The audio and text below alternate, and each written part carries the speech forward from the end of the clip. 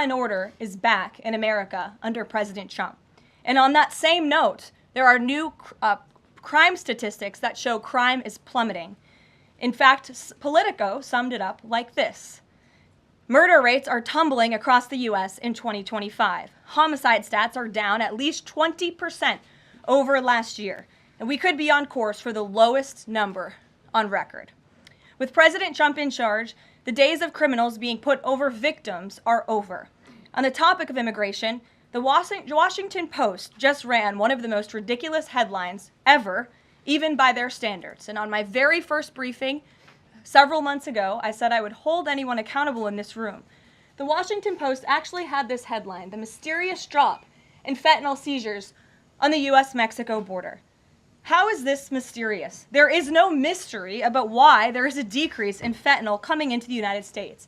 This administration's strong border policies are the reason there has been a decrease in fentanyl trafficking. His strengthened relationship with Mexican President Sheinbaum and all of the measures he has been taking to deter illegal human and drug trafficking at our United States southern border is the reason for plummeting fentanyl seizures at the U.S. border. There is nothing mysterious about that, and we'd like to see the Washington Post update their headline accordingly. This is clearly trying to intentionally manipulate the minds of the Americans, and I think the American people understand why there's been a fentanyl drop. In our office responded to this inquiry. We provided a whole host of the reasons that fentanyl seizures at the southern border have dropped, and the Washington Post refused to run them, and that's despicable.